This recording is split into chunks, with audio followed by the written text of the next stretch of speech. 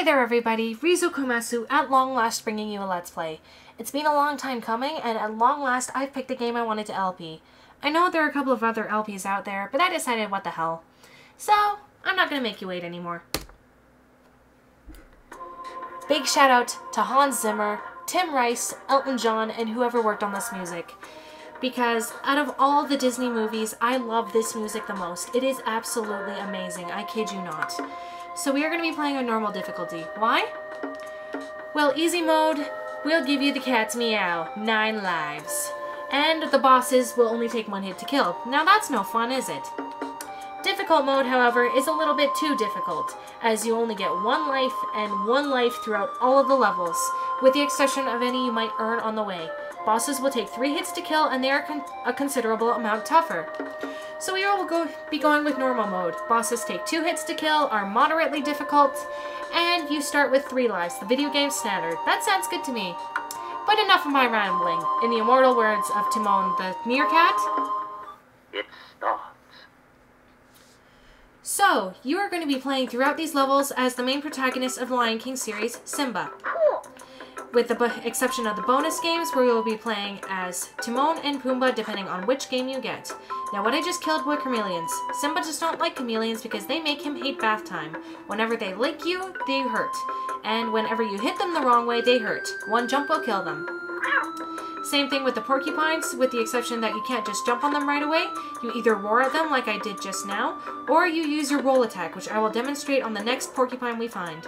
So far, it has your elements of the basic platformer. You do not have to defeat every single enemy, but it is a lot of fun. And if you collect the bugs, it will not only restore your health to full, keep this in mind when your health is low, but it will also help you gain access to the bonus games. If you do not collect enough, then you will not be able to participate in them. Just something you should know now. Now you see this bug down here, I can't get to it. Right. Watch out for this porcupine, it is well hidden. Wrong! Ouch, I missed that completely. Let's get back up there. But there is a platform down there which you are supposed to land on, and if you time your jump very carefully, you can get to that red bug. Why is it worth the effort, you ask? Though they do make you work for it, it is well worth the effort, because instead of restoring your health, it increases it. So therefore, you are able to take more hits before you die. So after hitting the checkpoint, we will move on. Now, I know I've jumped on those blue bugs before, but I haven't bothered to explain. If you hit them, they will float around for a little bit before they explode, something you should be wary of. However, they do give you enough time to run away, so just watch for when they are floating. Now, the one up here, you think that's the only secret here, right? Well, let me tell you a little something about level 1. There are no pitfalls that will kill you. However, you obviously can't simply run off, as I have tried. But there is a way to get through there, your special little roll attack, which involves pressing the directional key and pressing down. In that order. So after killing the porcupine down here, you find an extra bug, no big deal. But what is this big sun thing, you may ask? Only old school gamers will actually know what this is, but that is what is called a continue. A continue will start you over at the beginning of a level, and it will start you with however many lives you had at the beginning of the game. In difficult mode, this only counts as an extra life, but if you are playing normal mode like me, it will start you off with 3 again. When I may say 3, I mean 2, including life 0. The counter only sets 3 now because I earned a bonus life along the way. And now we will continue. Your basic platformer. Something neat you will know is that Simba will not die from death-defying jumps unless he is falling into a pit, or onto an enemy which will hurt him.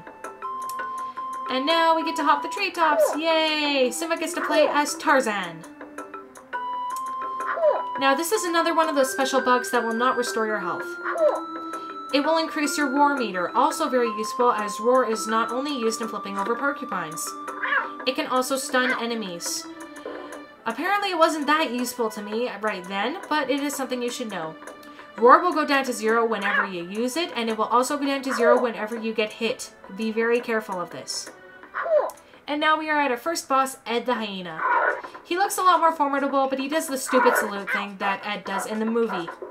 Now you can only hit it when it is panting like that, because otherwise you will get hurt, as I have already demonstrated. 2 hits will kill him because we are in normal mode. Everything the light touches is our kingdom. Oh, cool. So the world belongs to Simba. That sounds familiar. Alright, we are in our first bonus game as Pumbaa the Warthog, another familiar character. Timon is throwing bugs down at you, and you have to try and catch them as fast as you can. They will fall at different speeds. Normally I am very bad at this, but I actually did very well. 10 bugs will earn you a 1-up, and 10 after that will earn you a continue. The pattern switches. However, as you can see, that game was a jerk and did not give me any lives. Oh well. And now we are at the second level, and where I will probably end up singing along to the music at some point. Please forgive me. Now the real platforming elements are introduced because although these levels are untimed, if you stay on these giraffes' heads for too long, they will tilt back and launch you into the water. Since Simba can't swim, he will drown and therefore you will die. Now, a note about the monkeys. You notice that some of these are blue and some of these are pink. What's the difference? Well, one's a boy, one's a girl. I'm just kidding. If you are at the pink ones, they will change direction. Now, how is this relevant, you may ask? Well, here's where the fun part happens. They will throw you, and they will throw you everywhere. It is a puzzle, and though this one is rather simple, they get harder. But now we are also at our first running passage. Like the monkeys, you start off with a simple passage, but there is another much more difficult one later. Why, you ask? Right now it's giving you helpful arrows, the other one will not. Alright, I actually made that jump. Normally I don't. You see, the double jumps are trickier for me. I have no idea why, they just are. And now we are launched into our second checkpoint, and I will end the video here because I am almost at the end of the limit. Ah, what the hell, I'll go a little bit further.